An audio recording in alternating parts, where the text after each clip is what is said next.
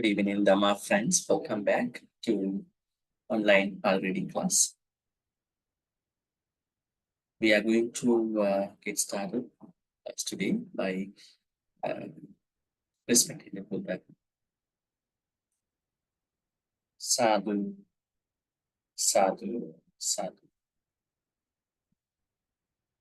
Namo tassa bhagavatu arahatu samma sambuddhassa.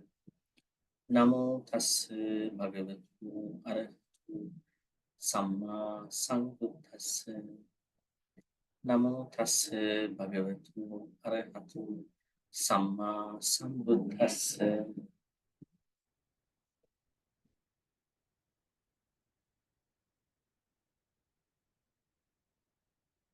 We are conducting our online reading class day 71, and we have already started discussing the chapter on flowers, what we call Puppavaka, but the ways and means how flowers were picked up, discussed, are different from one perspective to the other perspective. So in today's stanza, which you can see, stanza number 47, talks about a very interesting idea about how to experience and then what you call wisely use sensual pleasures, at the same time narrating a very important story about Kosala kingdom and Shakyans. Very old story where there was a genocide happened at the end from the Kosala side, and which even changed the geographical areas of Magadha, Kosala, and Kapilavatthu, Shakyan state. So we will take a look at the stanza, then see the chanting part first. Okay.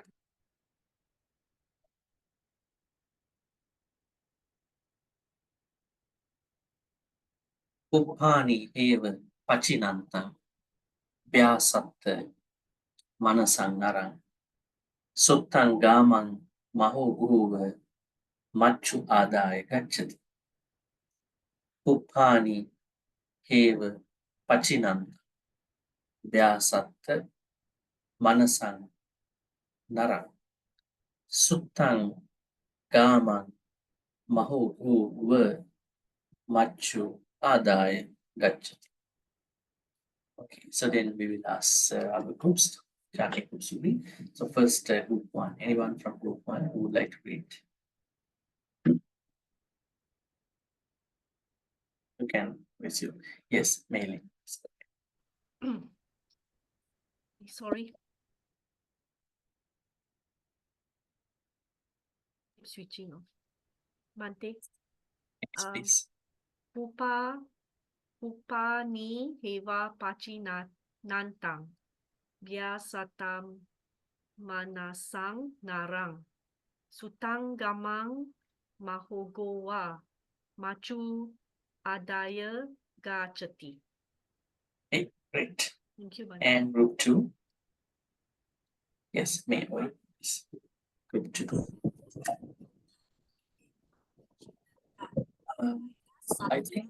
I think we cannot hear you. Something. Upani. Can you hear me? Yes, now can hear. Aya satta manasam nara sutam gamang mahogowa machu adaya kacha. Okay, great. And group 3? Yes, Chupin, please. Good evening, Bhante. Good evening. Pupani hewa pachinatang biasata manasang narang. Sutang gamang mahogowa machu adaya gachati. Okay, great. Thank you, Bhante. And group 4, yes, KB, please. Thank you, Bhante. Upani heva pachinantang. Biasata manasang narang. Sutang gamang mahogowa machu adaya gachati. Okay, great. Thank you. And group 5, yes. Yes, Melinda, let's go ahead. Thank you, Bhante. Okay. Pupani hewa pachinatam vyasata manasam naram sutam gamang mahogowa machu adaya gachati. Okay, great. Thank you, Bhante. 6. Yes, TC, please go ahead. Thank you. Pupani hiwa pachinantang. Vyasata manasam naram. Sutang gamam mahogo wa. Machu adayiwa gachati. Machu, Machu adaya gachati. gotcha. Okay, great. Thank you. Thank you. Group 7.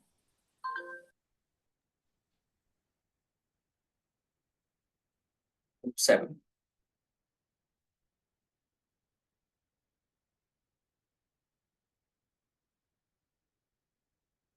And then group 8.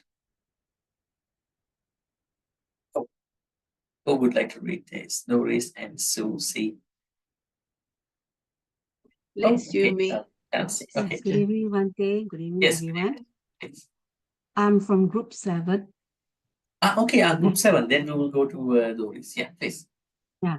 Yeah. Pupani heva pachinantang biasata manasang narang sutang gamang mahogova machu adaya gachati. Okay, great. Then now Doris. Thank you, Bhante. Yes. Pupani heva pachinantang vyasata manasam narang sutam gamang mahogova machu adaya gachati. Great. Thank you, And Bhante. the rest, yeah. Now we are giving those to others. If anybody would like to read, you can read now at this point. Yes. First, we will start with Oi. Yes. Good evening, Bhante. Yes. Good evening. Pani heva pachinantang vyasata manasang narang sutang gamang mahogowa machu adaya gachati. Great. And we have 9 chains. Good evening, Bhante. Yes, good evening. Pupani heva pachinantang biasata manasang narang sutang gamang mahogova machu adaya gachati. Okay, great. And what you want?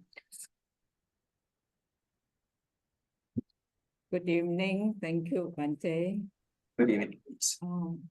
Pupani eva pachinantang biasata manasang narang sutang gamang mahogova machu adaya gachati. Okay, great. Thank And you, then, Bhante. Jenny. Good evening, Bhante. Good evening. Pupani heva pachinantang biasata manasang narang sutang gamang mahogo wa machu adaya gachati. Okay, great. Thank you. And CHR. Okay, good evening, Bhante. Good evening. Pupani hewa pachinatam biasata manasam naram sutang gamang mahugowa machu adaya gachati. Great. And then we have Margaret. Evening, Bhante. Good evening. Pupani heva machinatam. Pachina. Pachina. Pachina nan tan. Vyasanta manasam naram. Sutam Vyasa. Biasata Sattva. biasata manasam naram. Suttam gamam mahogova. Maju adaya gachanti. Gacchati. Gacchati. Okay. Gacchati. Yeah. Thank Great. you. And then Seri. Okay, untuk Bhante. It's okay. Pupani heva pachinantang. Biasata manasang narang. Sutang gamang mahogova. Machu adaya gacchati. Great. Thank you, Bhante. Anyone else?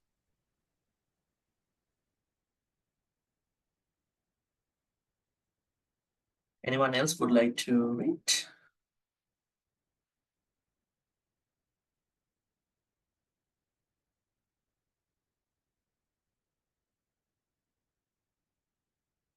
Yes, Mili, let's go ahead. Kupani heva pachinantang. Biasata manasang narang. Sutang gamang mahogo ve. Machu adaya gacchati. Great. Thank you. Okay, I think that should be all at this point. Okay, Pupani heva pachinant vyasat manasang narang. So when you read, you're going to actually probably make a pause over here. Vyasat.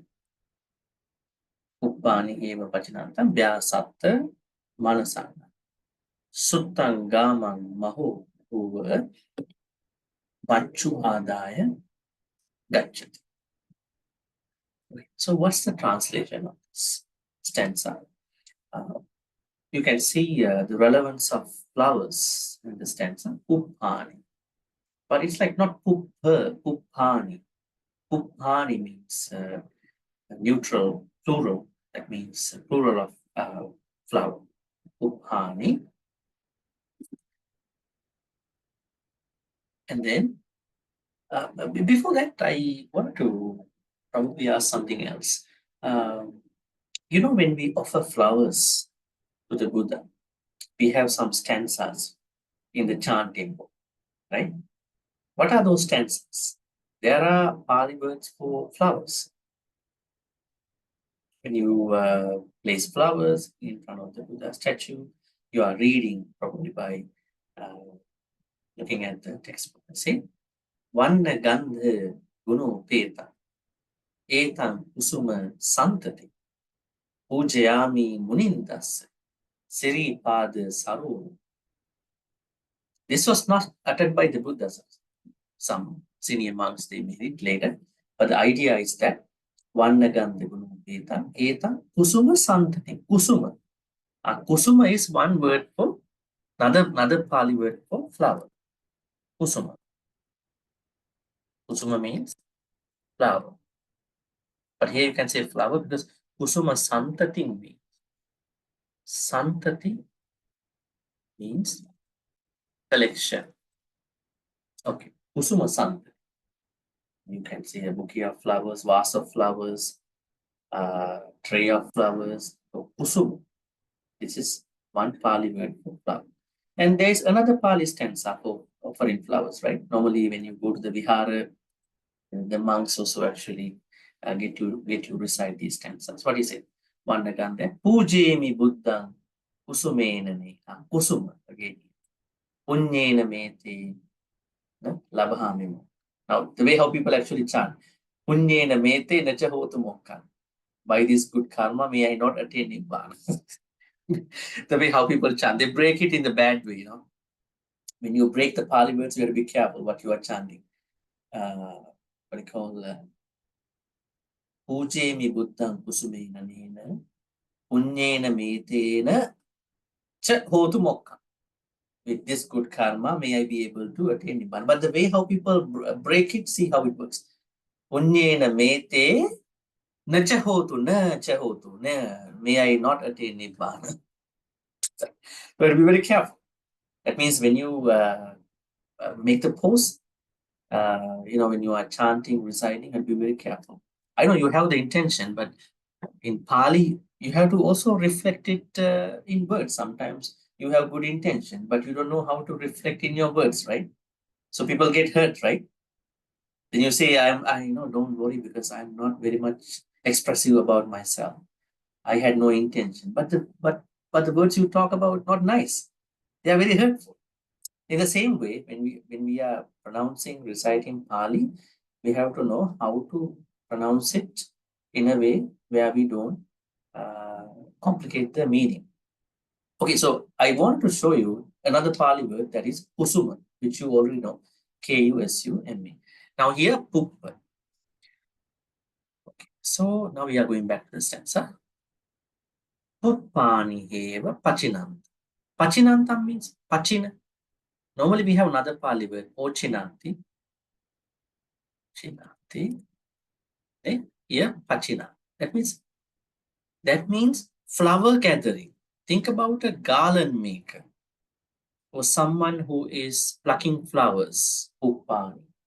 What is the nature of someone who is plucking flowers every morning, every evening? What is the nature? Is he or she will be satisfied just by picking certain number of flowers? Or the more he or she sees nice flowers, good flowers, maybe more flowers, will he stop or will he still continue to, pluck more flowers? What is the nature of a flower catcher? He or she is not satisfied. The more he or she sees more flowers, nice flowers, he wants to go and grab them into the tray or bucket or whatever, right? So that's the nature of a person who is plucking the flowers. That's why the Buddha, some Pali commentaries say that don't pluck flowers from a tree. You can still. Actually, this is a Rumi statement. Rumi, one of the philosophers, RUMI.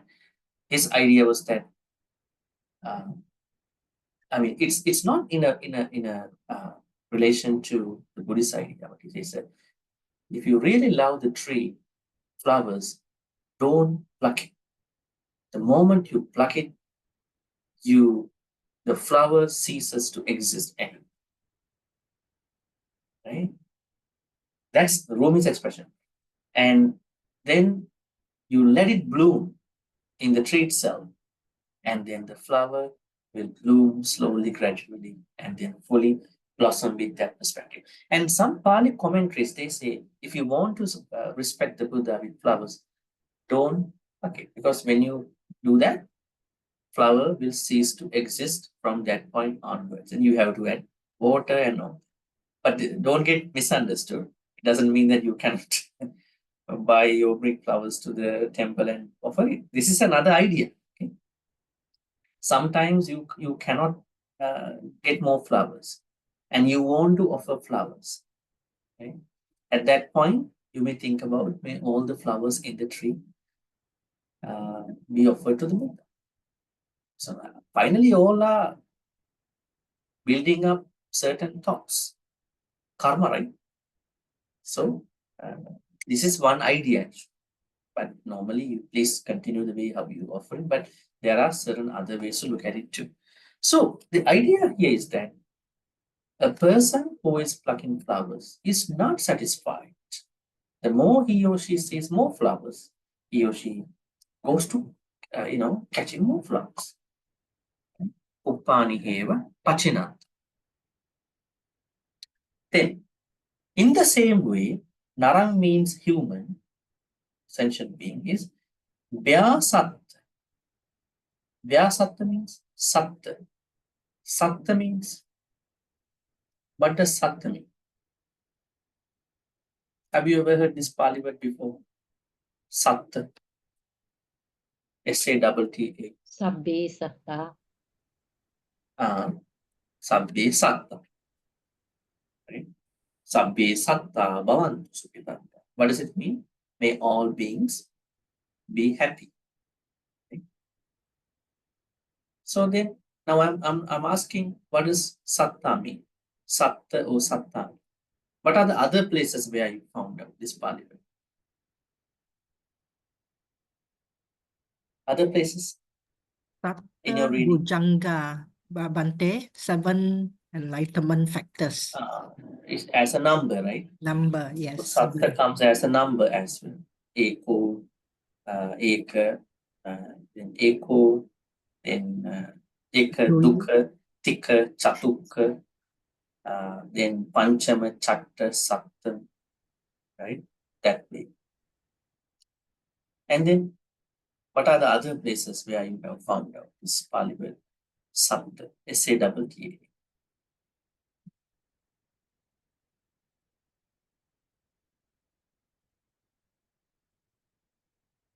Have you ever heard a Pali word called Bodhisattva? Bodhisattva, a lot of starting from Kondi and Avalokiteshvara, Manjusri, Chitigarbha, right? And then lots of Vajrapani, all these bodhisattvas. Why? Bodhisattva. Again, a sattva. You might see that Sanskrit sattva and Pali sattva.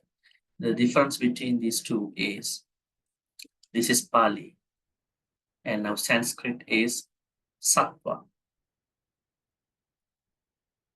Same idea. This is Pali. What does sattva mean? Now let's take bodhisattva. Bodhisattva. Buddha to be, Bhante? We'll take a look. Okay, normally the translation for bodhisattva means would be bodhisattva, right? Would be Buddha, right? A future Buddha. But it's a contextual. Sattva comes from someone who is stuck to something. Normally, now we are called as sattva because we are stuck to the sensual pleasures. That is sat. Sattva means we are stuck to the.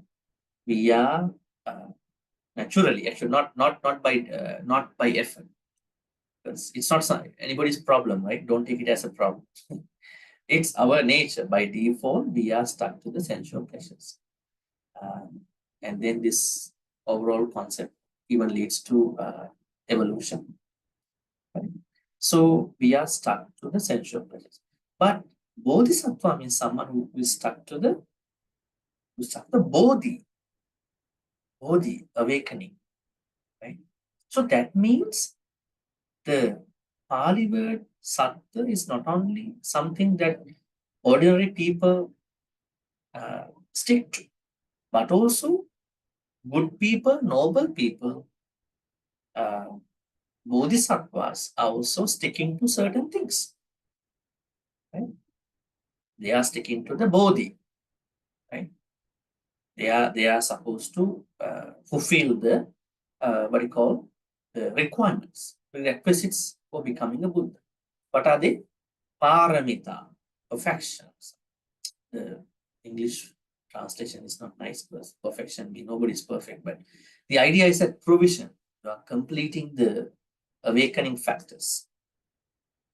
37 factors through 10 paramitas or 20 paramitas or 30 paramitas. So, sattva means on one side it's a number, on the other side stick to something. Normally by default we all are stuck to the sensual pleasures. That is how we are living, more or less. Now here the stanza, the Buddha is comparing a flower gatherer or someone who is plucking flowers, without any limit. I mean, this flower catcher, flower plucker has no limits. The more he or she sees flowers, the more he or she is going to pluck. There's no limit, nothing. In the same way, sentient beings who have stuck to the sensual pleasures, this is how he compares sensual pleasures, then what's happening? Vyasatta, I mean, narang, vyasatta manasam, what you call sentient beings' thoughts are stuck to the sensual pleasures. Narang, manasam, vyasatta. What is happening to someone whose thoughts are stuck to the what you call sensual pleasures? Actually, here there is another meaning, obsessed. That means we all are going through sensual pleasures, more or less. I mean, although you are going to monitor your sensual pleasures, right? Is it very easy to monitor our sensual pleasures, the way how we are engaging in sensual pleasures? Like how you are monitoring your sugar intake every day? Just think about it, can you really perfectly monitor your sugar intake, salt intake? You can, but sometimes you cannot. It depends on the time circumstance. So what about sensual pleasures?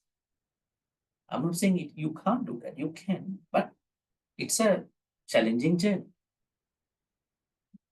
So depending on our practice, our understanding, we are working on it. So here, obsess, that means it is not about somebody who is normally stuck to the sensual pleasures, who is someone obsessively stuck to the sensual pleasures, obsessive, compulsive. Now, when you eat, when you learn some, what do you call, teachings about eating, they say compulsive eating. What does it mean?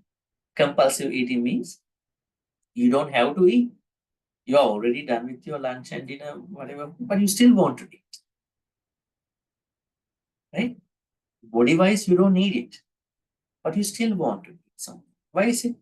It's a compulsive behavior. Right? It's a psychological word too. So then in the same way, there are people who have enough sensual pleasures, but they still want to unnecessarily, obsessively follow them. Then you become this kind of a person. Vyasatta, someone, a human who has what do you call? Obsessive sensual pleasure engagement. Engagement in the obsessive sensual pleasures. What about animals? Do they have the same problem? Are they obsessively following sensual pleasures? Animals?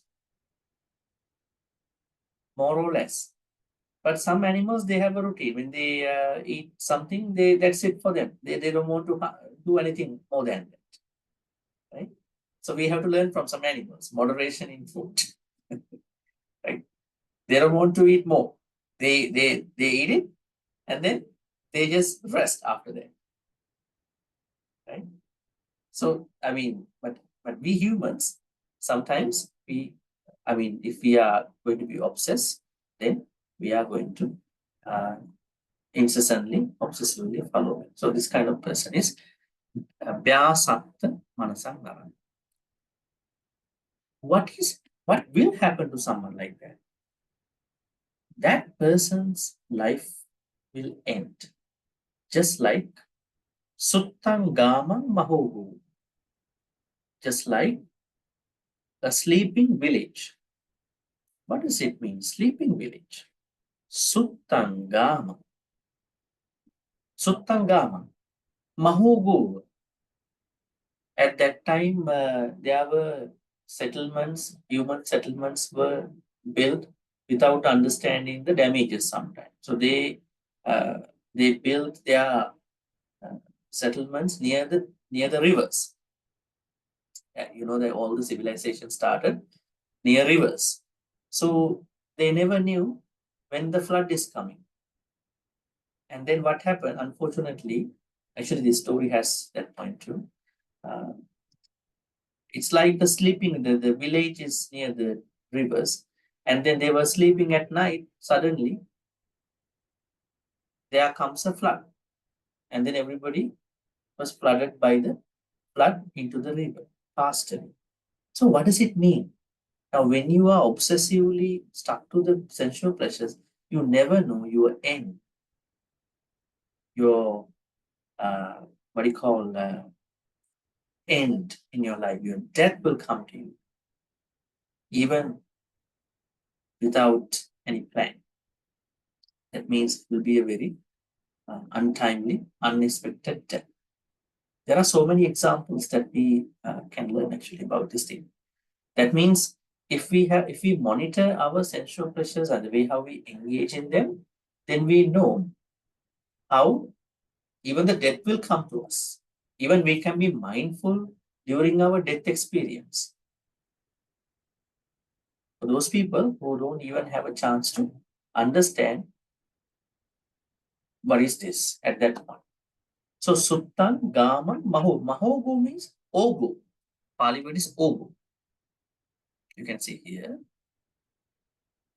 Ogo. I think this word is very familiar to you, right? Ogo. Ogo means? Flood. Flood. Flood. And Buddha actually described ogre, flood, in a metaphorical way into his Dhamma teachings. He said in many places there are 4 floods from the Dhamma perspective. What are they? Kama is a ogre. Kama is a ogre. That's what he's saying here.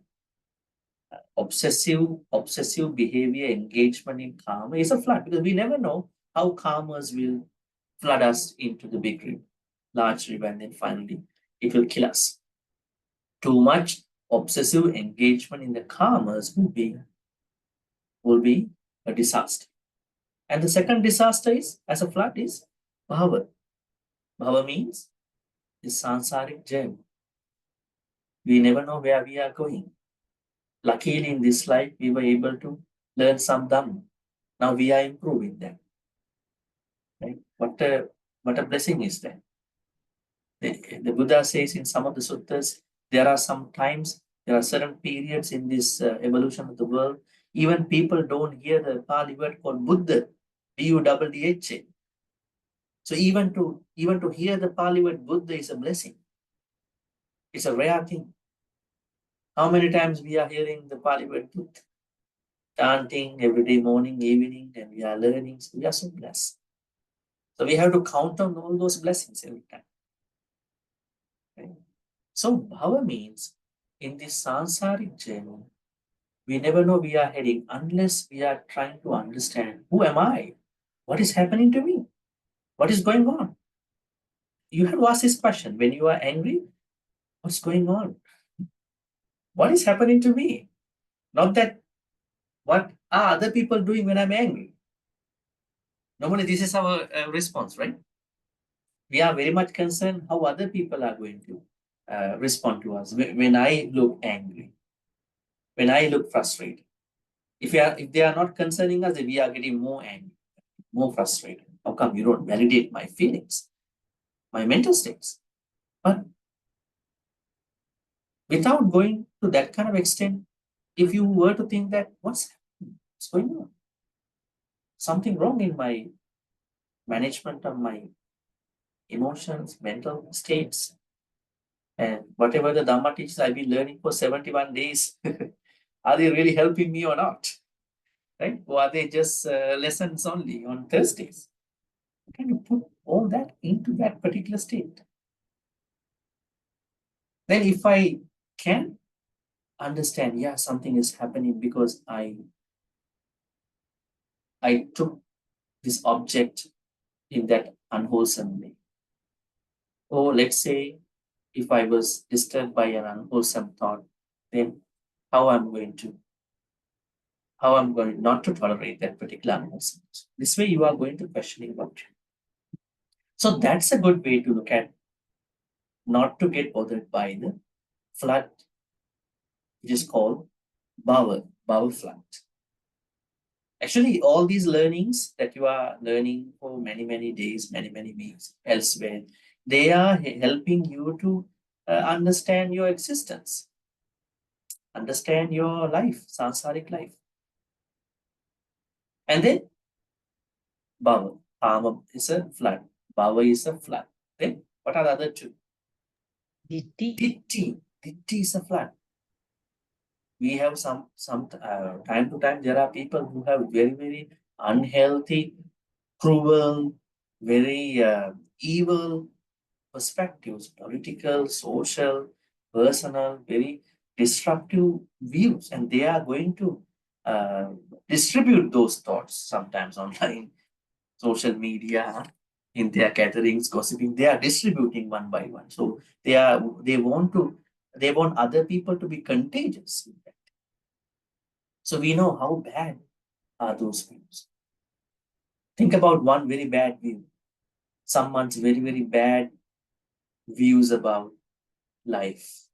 Say, for instance, an akusala thought, a disruptive thought, maybe trying to be happy when other people are falling down in their life, and then creating conversations about so much jealousy about somebody. Just because you are friendly with that person, you are affected sometimes. Because you think that you have to listen to that person, right? So in this way, dikti is such a flood. We never know when we are taken away by that dikti flood. And finally, we never know. And if you look at, thoughts of many people who went to the prison, you go to correctional facilities, especially as monks, when they go there, most of them are saying, if I delayed myself for a moment just before I did that bad thing, I would have not been. If I took one moment, 1 second, 1 minute, I would have not been in the prison. What does it mean? I think, what happened to you? I rationalized the wrong thing is to be good. I rationalized to do that thing is to. This poor rationalization. That's why Abhidhamma says in many Abhidhamma books, it's quite shown. People do wrong thing, bad things in 2 ways. One is engaging in the wrong thing without understanding the gravity of that akusala karma. Right? That's number one. Number two is that thoroughly known about what's happening, and not even by being known to that particular bad thing, also rationalizing it's okay to do that. No worries, it's okay. The Buddha says this creates heavier karma section. It's pretty much same in the jurisprudence and the law, knowing a bad thing and then engaging it, and then not knowing exactly and then engaging in that. I think there are two repercussions in the penal code. So the same way, karma-wise, we do understand that dikti. All these are happening because we have built certain views over the course of our life. And it's a very, very, that's why the Buddha said, you will never practice anything without samadhi. Right view is number one. Don't talk about meditation. Don't talk about right speech. Don't talk about right action. Don't talk about sila. Don't talk about precepts. First is right view, samadhi. Because many people are crippled with their, incapacitated with their wrong views, vicharit. Right? I think we studied this samadhi many times. Anyways, so dikti is a flood. But if you make up the right view, your life is not a flood. It's going to be a shield to you. It's going to be a support for you all the time. Say, for instance, you are tempted by many things. Many temptations over there. Food, people, money, right? What else? Publicity, popularity. What else? You name it. But you can manage them very well. 20 years ago, you were like easily taken away by those. But now, no, I'm not going for that. I have a good discipline about it. How did this discipline come about? Who did that? It's yourself. So that means you have established yourself in this samadhi in your way. So then, if you have the right view, nobody can tempt you. You are not even considering anything like that. And you are not blaming temptations. No, in today's world, people blame for the temptations and then engaging in the temptations, right? It's like there's somebody is going to eat too much about snacks and then say, I'm a good disciplined person, but you brought it up today. You are the one who placed it on the table, so I had to eat it. Right? And making some lame, bad excuses, and then again going to get affected by that.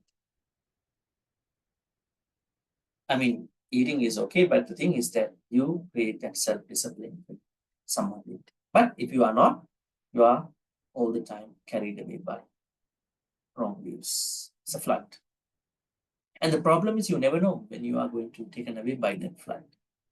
Finally, karma, power, karma is obsessive engagement into the pleasures is a flood.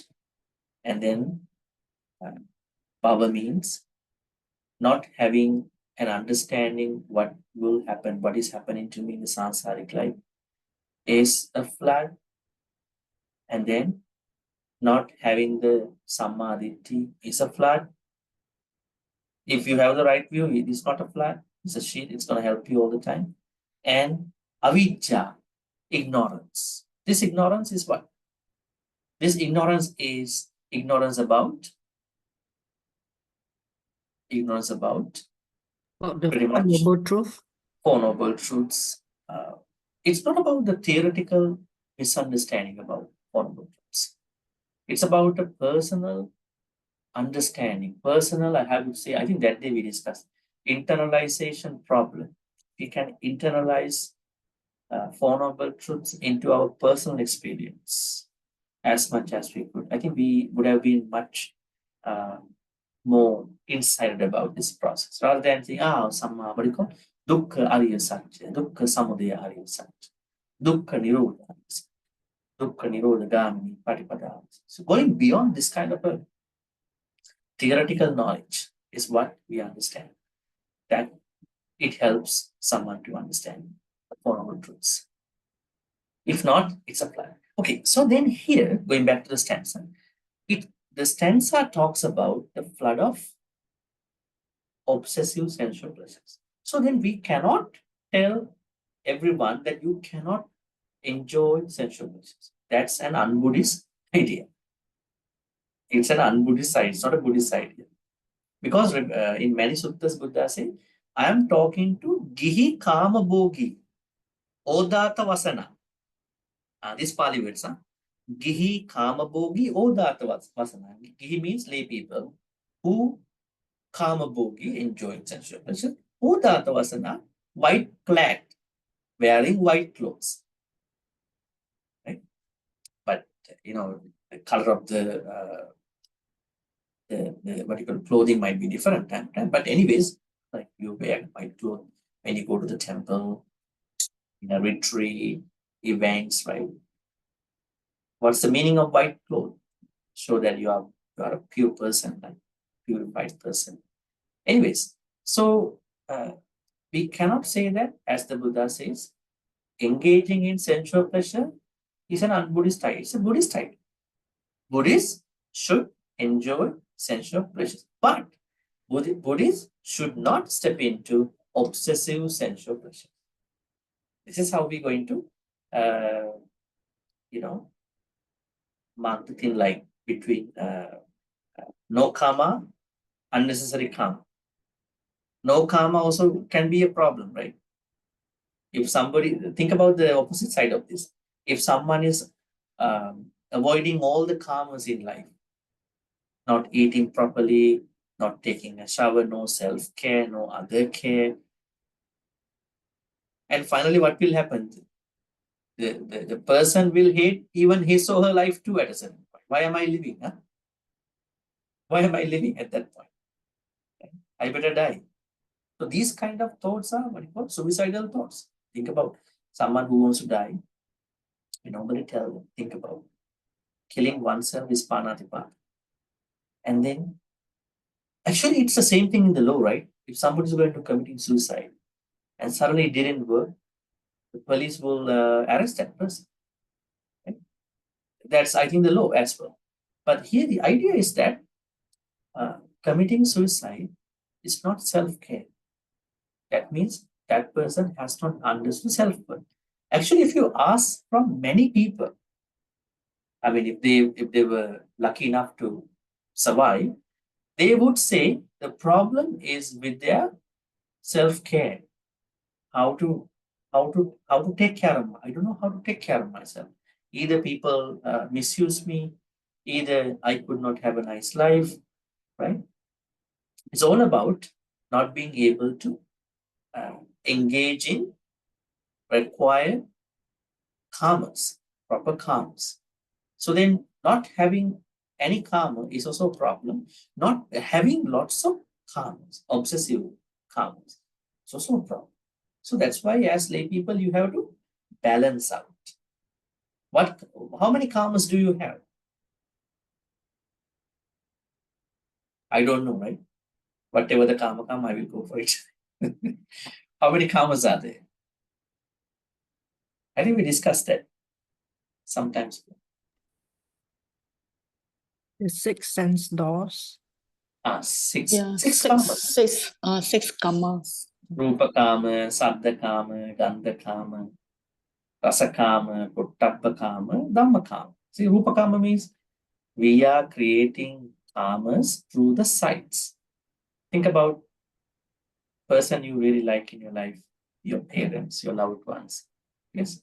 And then think about a natural place where you want to go to be with your kalyana mitras, right? All that. Rupa kama. But some people have very obsessive, bad karmas too. I really hate to see that person. I get to see that, I'm going to close my eyes. So that is also going to be a rupa karma, but in a different way. But then, positive rupa karma, negative rupa. Sabda karma, you want to hear sounds of probably your loved ones, maybe the nature, right? Maybe even you are listening to Dhamma, right? So, I mean, if you don't have a Saddha karma, how are you going to listen to Dhamma? Right? You should have a Saddha karma. Have a certain desire to go and listen to that Dhamma, right? And Gandha karma means Smell. sensual pleasure with regard to the smell. But if you are someone who does not care about the smell, is that going to be a problem to you? All the other people are saying it's very smelly. Yeah, somebody left a lot of garbage outside. But you say it's okay, no problem. Right? You are such a different person. Huh? You don't feel the smell. Complain to the city. Somebody is leaving garbage outside our place. And this creates problems. Some animals are coming, So stray animals are aiming on this garbage. So we have to smell that thing and then we know what to do.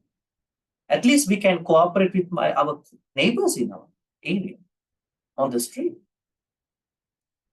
What if someone is overly into the smell? I want this particular, otherwise I'm not going to do anything.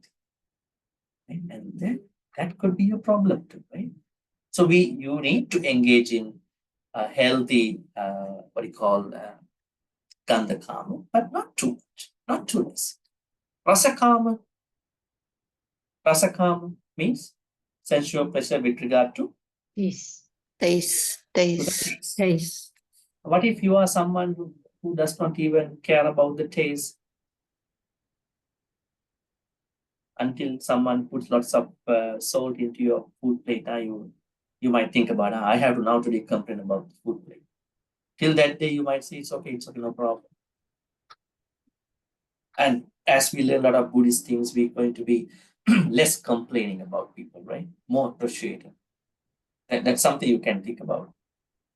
Whether am I that kind of a person? Am I complaining a lot? Or am I appreciating everything in my life? But it does not mean giving a very nice, important, constructive comment about somebody in a nice way, not in public. Sometimes we comment on people in public, so we are embarrassing those people. It's not good. So we have to feel that how it would, be felt by that person. So you need to feel the taste of the food. There's no problem. But what if you are too much into this experience? I'm not talking about a foodie, right? Those who are doing blogging, recordings, that's kind of a job for them. But as a normal person, What if you are too much on the taste? Then it might be a problem in the Dhamma way. Also, what if that you have a very too less interest about the taste? Maybe it might be a health problem, right? What do we call for that? Loss of appetite. All the others might, yeah. He has been listening to Dhamma for 20 years now, even doesn't care about taste. But what's happening is appetite problem. Maybe a health problem is coming up. Right? So we have to monitor all these things. Why suddenly someone does not care about the taste? So we have to manage balance the taste. Sensual pleasure of taste is important. And then the fifth pleasure, sensual pleasure is Pottabba. Pottabba calm. Pottabba means Touch. Contact. Touch. Is touch very important? Yes. Touch is very important, right? Why? If now you are sitting on a chair, at the same time your bed, your pillow, your house is also a touch, right? You are walking and you feel the house, the nature, the comfort, the shade. All these are regarding touch. What else? Everything is a touch. Your vehicle, when you are driving, feeling comfortable with that. So that means you need a touch. You need that. But what if that you are obsessive about the touch? I will never sleep on a bed which is not like my house bed. Then you cannot even go to another place to stay overnight. Then who are you troubling actually? Maybe you are troubling your other loved ones in the family. We all are sleeping, this person cannot sleep. Looking for this house bed now.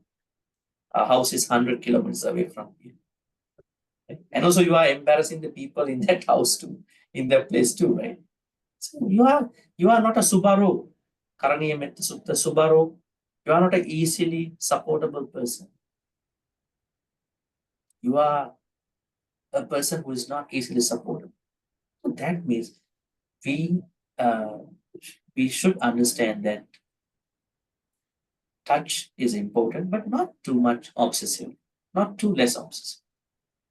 And then finally, Dhammakama. Dhammakama means, what is Dhamma here? Here Dhamma means? Mental phenomena. Thoughts. Just thoughts. So, we have a sensual pleasure when we engage in thoughts. Now you think about, when you spend the day, even today, Thursday, since morning up until now, how many thoughts have been coming and going? Did you take all the thoughts to engage in some serious thinking? Or did you let go them as a cable car, go up and down, sometimes you get in, sometimes you don't get in. But cable car still going up, cable car come down. Even people get in or not, cable car go up and come down. That means thoughts come and go. Some thoughts are cherry-picked by you, right? Some thoughts for the sake of good, for the sake of bad. Normally, by default, our natural thinking always goes to imperfect situations. Situations where we did not do well, where we did not go through well. That's why in one of the suttas, Buddha said there are people who are resentful due to 3 reasons. One is they are thinking, my family did not help me enough, did not help me in during my emergency. So I'm resentful about it. Second is that my family helped me, but they could have done a better job for me. This is the second condition that they make to be resentful. Third, my family helped me, but they are helping my enemies also. So I'm not happy about it. So I have to be resentful about it. So first, they didn't, family or whoever, didn't help me.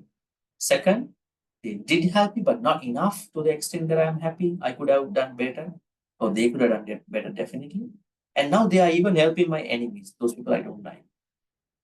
So that means when you look at a certain day from morning to evening, most of the thoughts, if you are very lucky, very blessed, if you can put yourself onto very, what you call, happy moments, truly blissful moments in the ways of appreciating other people. But most people, they are struggling with these perfectionist thoughts.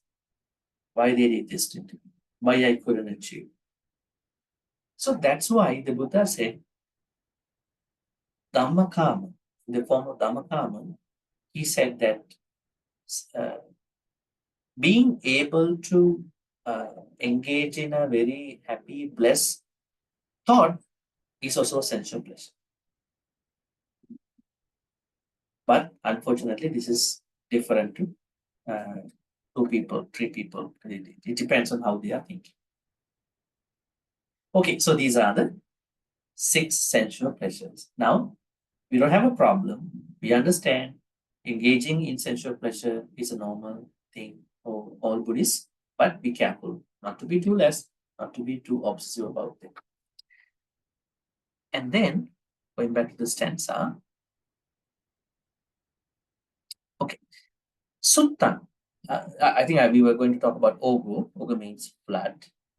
And we were talking about 4 floods: Kama, Bhava, Ditti, and Avijja. Then Gamang, is a village. Suttam, very interesting. Suttam, Sutta. Now, the problem is, this Pali word, right? Yes. You know it. How do you know it? It's Sutta. It's past participle of supati. That's grammatically when we look at it. Supati is sleep. And the PP past participle of supati is sutta. We understand. It has been reduplicated, double consonant, sutta. But this Pali word not in that way. Unless you have a Pali background, you never know what it is. You know it from the Sutta Pitaka, like Vinaya Pitaka, Abhidhamma Pitaka, Sutta Pitaka. Did the Buddha know that there were 3 Pitakas before he passed away? No. He had no idea. Only the senior monks, they wanted to preserve. Why they wanted to preserve this? There were some issues. Even issues among not being able to come to a certain conclusion. Among Arahants also made a, when the Buddha passed away, before his cremation happened, there was one monk called Subhadra. His name is Subhadra. He said to all the other monks, now the Buddha passed away. We don't have to follow him. We just do the things the way that we want. But that's a very, pejorative statement at that point. He was not an enlightened monk. But with this example, with this story, Arahan Mahakashyapa wanted to have a Sangayana council, first council. During the first council, they selected 499 Arahan monks, and Arahan Mahakashyapa personally asked Venerable Ananda, you must be in the council, but we cannot take you in because you are not an Arahan. You must be an Arahan to be a part of this thing. So please strive on with diligence to become an Arahan, because without you, we cannot do the council. Our other Arahants don't know everything because you are the one who knows. And then he became an Arahan. What happened in this first council, which happened after 3 months of Shakyamuni Buddha's passing away, the Arahants wanted to discuss how to preserve the Buddha's teachings from this point onwards. Then what happened?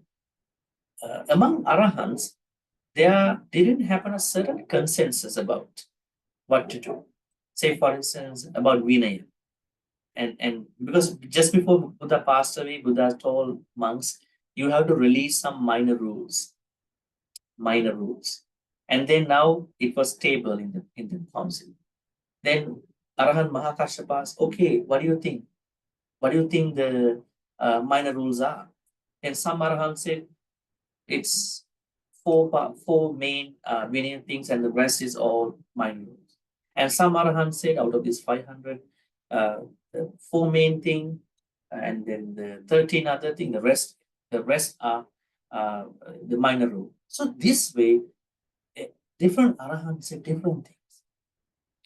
Although they have enlightened, their views in terms of preservation matter. At that point, what Arahant Mahakashyapa did was, okay, I think we are not able to come to a conclusion here. We will keep everything as they were. So they missed out a very important piece of that, revision at that point. That's how we had all these. And they said Pitaka. Pitaka means, they said baskets. Right? Sutta, they said, Sutta means something that was woven together from different traditions. Venerable Ananda's disciples took care of Digha Nikaya. Venerable Sariputta's disciples took care of Majjhima Nikaya. Venerable Mahakashyapa's disciples took care of Samyutta Nikaya. Venerable Anuruddha's disciples took care of Anguttara Nikaya. And the rest of the Kuttaka Nikaya was supposed to be taken care by all the other Arahants, everybody. They are small things. So the thing here is that Sutta is usually taken as, to many people, Sutta Pitaka. But here Sutta is, as we learn here, is a past participle of Supati. But where is Supati mentioned? Supati, S-U-P-A-T-I. Let me send you that thing here. Can you remember the place where we learn? Benefits of metta. Metta Nisamsa. When we learn about the benefits of metta, 11 benefits. Unlimited friendliness, loving kindness, we learn the first 2 are about a good sleep, a quality sleep. Does sleep matter to our quality of life? It matters a lot. Even to practice a Dhamma, even to talk to somebody, even to spend the following day in a very nice way without making a problem to others. Right? So that means the Buddha says that if you practice metta in the way how he explained in the Metta Sutta and also Attakanagara Sutta, definitely you are able to sleep well. What does it mean by sleeping well? Now everybody sleeps at night, huh? But what does it mean by sleeping well? So we have to discuss about it. That means when you go to the bed, you sleep very early. Sometimes you are trying so hard to sleep. Hey, come sleep, come to me. Sleep will never come to you, right? Maybe when you stop trying to sleep, that's the moment when you sleep, right? And you are making sure that you are preparing yourself for the sleep. But how to prepare? I think everybody wants to prepare for sleep. But our perceptions, our thoughts hold us back. Hey, you cannot sleep. You have to think about this thing before you sleep. This is what holding us back. You cannot sleep. Something happened today. Relationships, money, loved ones, world, sensitive issues. You cannot sleep. So our perceptions hold us back. So what to do? We have to calm our perceptions, sanya. We have to calm our feelings. We have to calm our dhammas, thoughts. Then only we can sleep. Then, now, suppose someone sleeps well, then what is the next problem coming in? Whether you can wake up well as well. Some people wake up in a very, very difficult way, right? They want to ask who woke me up, that question. But if you calm your sanya, vedana, that can naturally wake up. It says sukhang, supati sukhang, patibut. Happily you wake up. So that means that is the idea of sutta here, sutta. And then we are now going back to text. So if there is someone who is obsessed with the 6 sensual pleasures, just like a flower plucker who is catching all the flowers. without any boundary, without any limit of plucking flowers. In the same way that obsessively engaged person in the sensual pleasures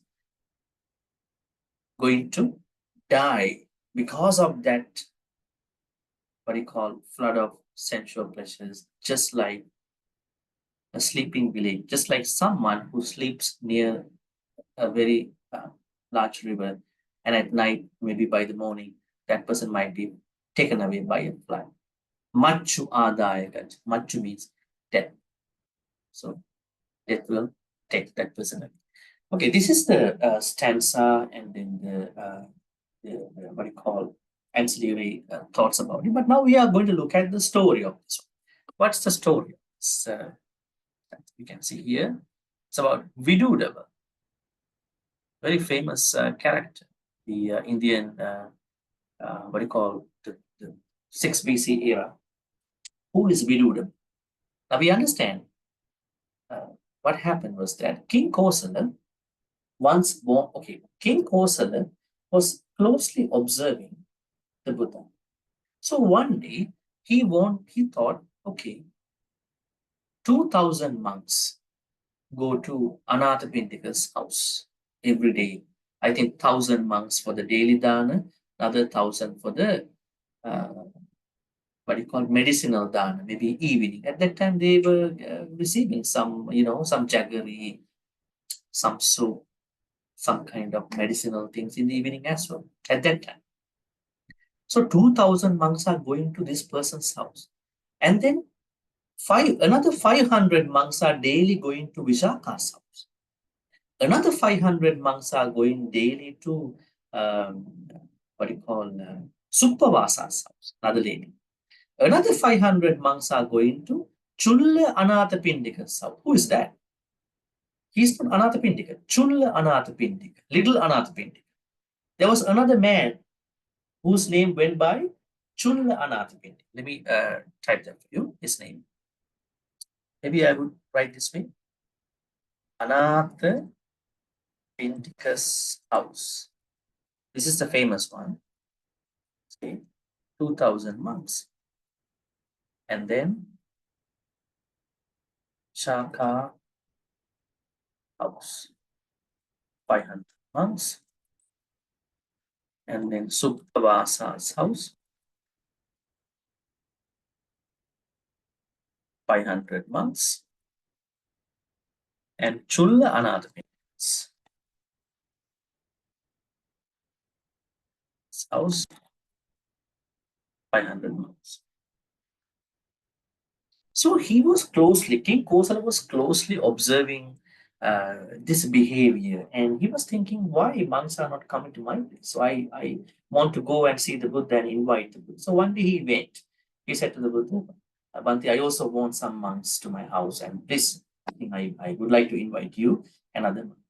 So then Buddha went to the King Kosala's palace with other monks for 7 days.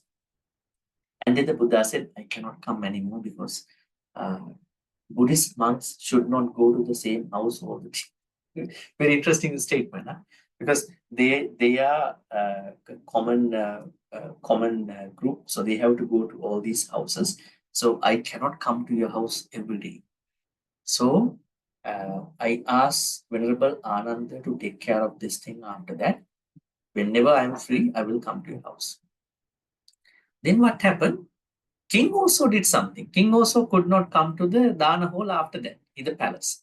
He also was engaged in other things, occupied other things. So what happened? One day, probably the 8th day, Venerable Ananda and other monks came in, and King did not come. He asked other officials to go and serve the monks. So monks were not happy. They said, we better go back. He's not coming and serving us. He's asking maids and servants and all these officials to serve. The donor is not there. So then Venerable Ananda said to the other monks, okay, you can, if you want to go, if you can leave, but I cannot leave because Buddha asked me to come here. I will stay. Then what happened? King finally passed by that area. He asked, what happened to those food and what happened to the monks? Then all the monks, they came and they left without eating. He was not happy. How come? A lot of food, wasted a lot of food. Then he immediately went to the temple and then complained to the Buddha. Buddha never said anything wrong about the monks. Also didn't say anything about the king. What he said was that, these Anathapindika, Chullanathapindika, Suppavasa, Vishakha, they take care of monks very closely. They are very, very respectfully offering dhan. So monks like those places. Even they are not getting very much sumptuous food like in your palace, but they like to go there. They are very friendly. They are very much caring, all these monks. Okay. Then he went back. Then he thought, okay, he thought it differently. I think from today onwards, I have to think a plan. I think in order for me to get the trust from other monks, I need to create a certain relationship to the Buddha. How to do it? I have to send a message to the Kapilavatthu, Shakyan kingdom. I want to marry a Shakyan girl, the Buddha's lineage. And then let's see what's going to happen. Then Shakyans, the Buddha's lineage, they were looking at what he wants to do. So they thought, we are not going to send a Shakyan princess to King Kosala because this man is trying to do something not nice. So we are going to send a lady who was born to, who was actually the daughter of a maid who was working in a Shakyan's palace. So she was the daughter of a maid from whom she was gotten. Actually, the person who was making that happen was Mahanama Shakya. So anyways, Shakyans did that. Finally, King Kosala accepted this, what do you call lady? The name is Vasavakatya. Name Vasavakatya. Vasavakatya is the daughter of that maid whom Mahanama Shakyan had a relationship. So she's not originally a Shakyan princess. So what happened? Then this Vasavakatya was married to King Kosala at that point, and then the king put her as the chief consort in the palace, and then she gave birth to a son. His name was called Vidudava, the name of the story. So Vidudava, ever since he was born, he was cherishedly grown up. As a young man, and then he was always questioning from mother, can I know my grandmother, grandfather? Then the mother is always covering the truth. No, you don't need to go there because we are not having any connection with them anymore. You don't have to. Then as time goes by, he was asking more questions about it. So one day, Vidudava really wanted to go to the Shakyan kingdom and then to expecting a warm welcome from them. He thinks his mother is from there. And then Vasavakatya secretly sent a letter that my son is coming and don't let him know that I'm the daughter of the maid who was with one of the Shakyans. And then what happened? He went there. The Shakyans prepared very, very small children to accept him. They did not even respect him. So Vidudava was thinking, I am the prince in the Kosala kingdom, but these people are not even respecting me. And then not happy about it. At the same time, just before he was going to depart to Kosala kingdom from Shakyas, one officials in the what you call motorcade to the Vidudava went to wash the sword that he was bringing from the Kosala. He was actually protecting the Vidudava. Then he saw there was one lady who was washing a certain chair. I think the chair was the chair Vidudava sat, blaming Vidudava. Why are we washing this chair? This Vidudava, who was the son of a maid who was in our palace, Now he came in. That's why we have to watch. So this official overheard what she was doing, what she was blaming. He immediately brought this news to Virudaba. He was just going to depart Shakyans into Kosa. Then he understood what happened. He was very mad about it. So that means Shakyans cheated my father and also cheated my mother as well. And he went back.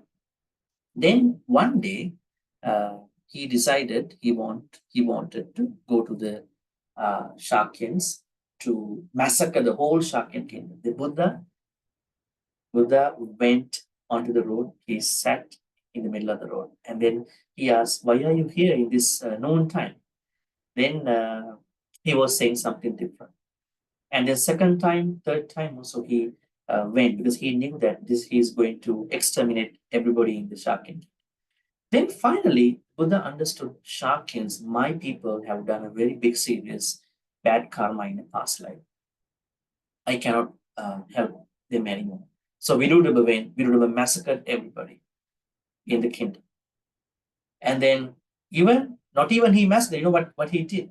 He said, from today onward, there is no Shakya kingdom. I'm going to annex the Shakyan kingdom to Kosala kingdom. So Shakyans became a part of Kosala kingdom after that. But what happened after some time?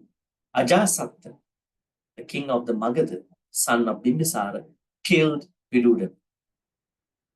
And then what he did was that he made Kosala, Shakyan, the whole kingdom as a part of Magadha kingdom. So this was all a disaster for power struggle. So then the Buddha said, Virudaba and then Ajasatta, they all were doing that just to protect their power. At the same time, they are very stuck to owning more lands, although they had certain problems with them.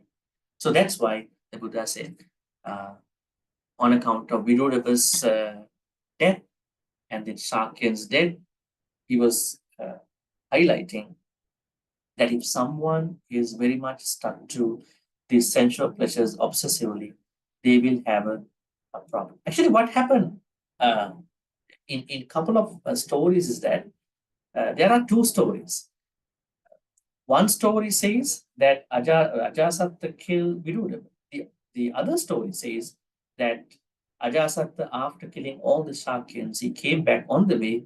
He and his officials started sleeping, resting that night around the Acharavati river. And by the morning, there was a flood, and then flood took them away into the depth. That was how we understand this stanza, but there's another story that Ajasatta did something to it. So overall, this stanza is saying that we should find a healthy balance of our sensual pleasures without too less or too much into sensual pleasures. Thereby, we are able to spend our life without any problems, like floods, different floods, emotional, mental floods that can actually destroy us. Okay, any questions about this one today? The stanza. Bhante, just now you mentioned about Gihi Sambogi. Which sutta is that? What is that? Just now you mentioned something like Gihi Sambogi or something like that. Gihi Kamabogi. It's in many places, many suttas. If you Is go it from look the at it. Digajanu Sutta? Okay, let me tell you. Yeah, Digajanu is one sutta. And also the sutta which I started teaching for BGF last Tuesday. What do you call Anana Sutta. So has it. Kamabogi. Gihi Kamabogi. And in many suttas, when Buddha was talking to lay people, he was addressing them, Gihi Kamabogi or Datavasana. Maybe I can find it out something over here.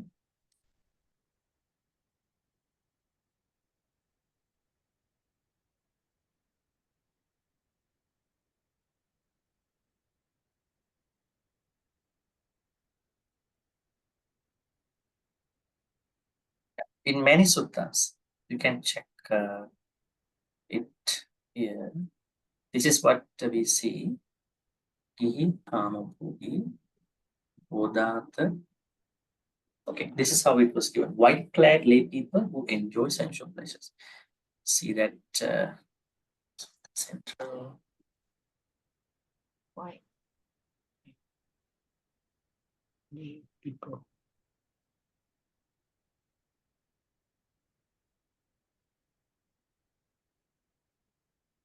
Yeah, till I find out preference, you can ask any other question if you have.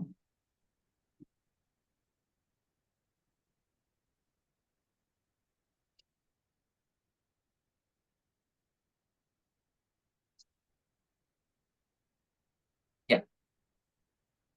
Yeah, many suttas. If you just go to the Sutta Central, type Gihi Kama Bhogi Odata Vasa, you will find many suttas by this thing.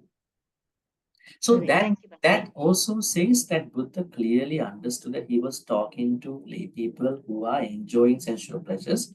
At the same time, they are wearing white clothes. Right? Odata Vasa.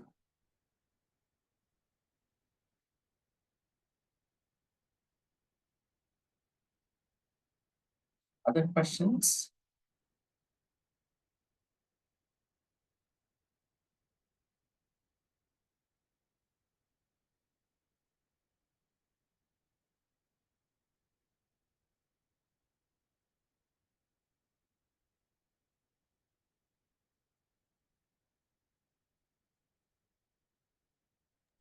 Bhante just now mentioned the flood. Karma is a flood, DT is a flood, Bhava, and another one is what? Avijja. Avijja. Okay. Thank Yeah. you so much, Bhante. Yeah. You can search it. It's a very popular teaching. You probably. If you can go to Oga Sutta, you can see those 4 floods. Yeah. Oga Sutta. You can see them.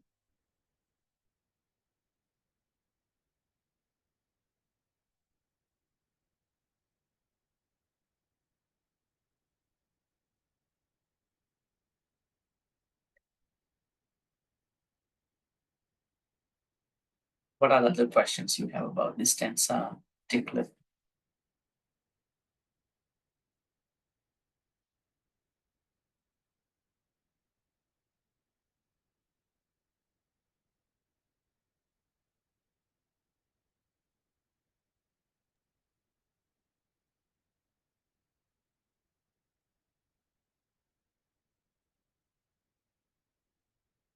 Yes, Jenny. Please. Yeah, Bhante. In the Sutta Central is stated as Vita Tuba instead of Vidudappa. Because Sutta Central has been using Burmese text. Burmese text and the Sri Lankan text, sometimes we call Siama Siamese one, they have some variants. But normally the accepted name is Vidudaba. It's called Vidudaba. I mean, this is something like when you listen to a chanting of a Thai monk and a Sri Lankan monk and a Burmese monk. There are some variances sometimes, the way how they pronounce it. So, but normally we do accept that the canon was compiled in Sri Lanka. So they, yeah. So Vidudaba is the accepted one. Vidudaba. Thank you, Bhante.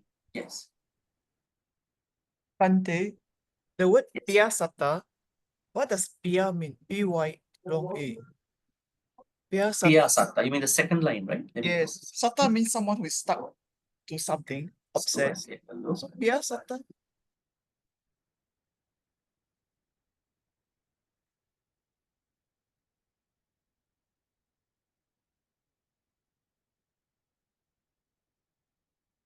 Okay. So Bya and Vya, we know that Bya and Vya, they are sort of prefixes that are sometimes used with some other word. Remember, Vyapad. Vyapad. Normally, what we understand by Vya is that now this is called sticking to that thing, stuck to that particular thing. But Vyasakta means obsessively stuck. Maybe wrongly stuck. Okay, Bhante. Thank you. Unskillfully stuck to that. Vya.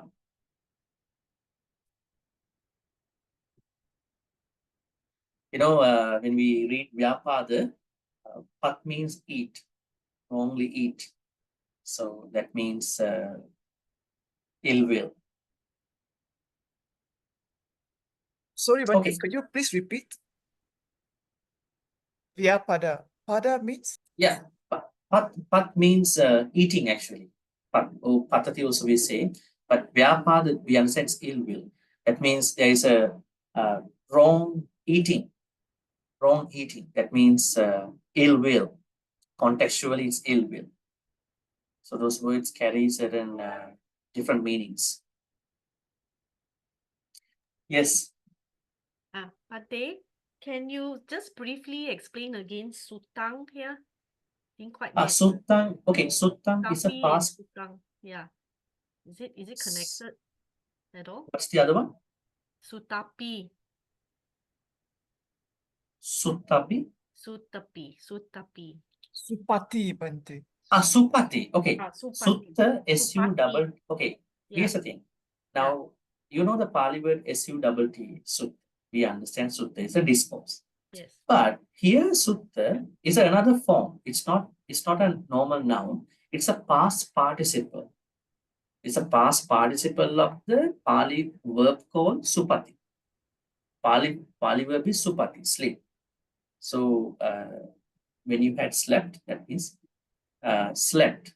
So sutta means slept, S-L-P-T, past participle actually.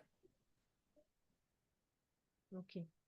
Now here sutta alludes to the sleeping community. Now Vinodaba slept around the bankments of Achiravati. So they didn't know the flood came in.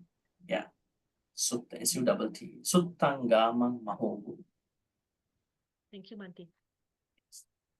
Okay, you can take one more question if you have, otherwise we're going to transfer the book. Bhante, I have a question. Yes, please. You were mentioned just now the most important thing is about the right view for the Yes. self-care. And how about the Samavacha? If Sammavacha will arise when you have the right view only. There's no right view without right. There's no right speech without right view. So how we could develop the right view to avoid to have that right speech. So don't worry about right speech. When you have the right view, whatever you talk will automatically be right speech. It's a complementary thing.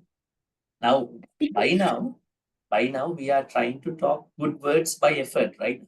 Am I talking properly? Am I lying or not? Am I gossiping? Am I talking nice things? But when you have the right view, whatever you talk, not even whatever you talk, whatever you think, whatever you do, they all become moral wholesome. Now I think your question is how to practice right view, right? How to avoid the harsh speech and so on to have the right speech, or to have the right view in order to have the right speech. I confuse.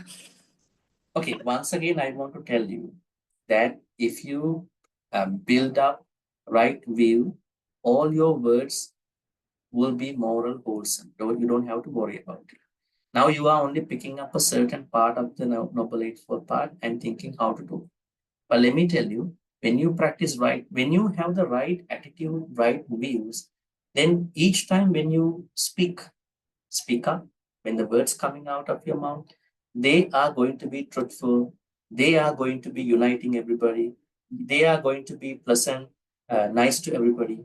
They are going to be beneficial, timely to everybody. Don't have to put effort for that. Now, then what is right view? How to do it? The Buddha said, you can develop right view only when you have wise attention, yoniso manasikara. Yoniso manasikara is the key to enter into the Noble Eightfold Path. You cannot bypass it and then land in the Noble Eightfold Path. So he has discussed that in many, many sutras. Yoniso manasikara must be present in order to start off this Noble Eightfold Path. Then once you have Yoniso manasikara, what is happening to you? You are looking at the origin of everything. Why is this happening? When I'm struggling with a problem, why did it happen? Why is it happening? I have to look at it from a larger, broader perspective to find a solution. And then what happens? Then you have a very objective understanding about almost everything that's happening within you, around you, beyond. Then what happens? Then you are eligible to develop the right view. How to develop right view? Then you are thinking, what kind of views should I develop? And Buddha has clearly said there are 10 types of views you need to develop. I think I can send you the flyer for that, which I made. Right view. There you will see those 10 things. It's going to be here.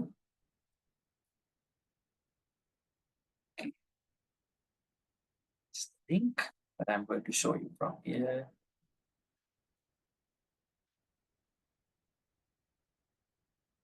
Okay, this one. Now, so here you can see. Now, once you are eligible, once you have properly developed Yoniso Manasikara. Yoniso Manasikara is a journey actually. Time to time you are looking at. And then at that point, you are going to develop these 10 views. 2, number 3, number 4, number 5, number 6, number 7, 8, number 9, number 10. Keep in mind, taking care of mother, father, they are also part of right view. Believing in good karma, bad karma, doing dana, engaging in dana, given in the Mahachatta, this is Nikai 117. Okay, so then what happens with the successful execution of Yoniso Manasikara, wise attention, you are going to enter into the Samadhi. That means you are practicing these 10 views within your attitudes, your mindset. So what happens when you are doing it for some time? Then Samma Sankappa rises. Samma Sankappa, your thoughts, intentions going to be wholesome. You don't have to worry about it. Now I know you are worrying about it. Right? How to have a wholesome thought.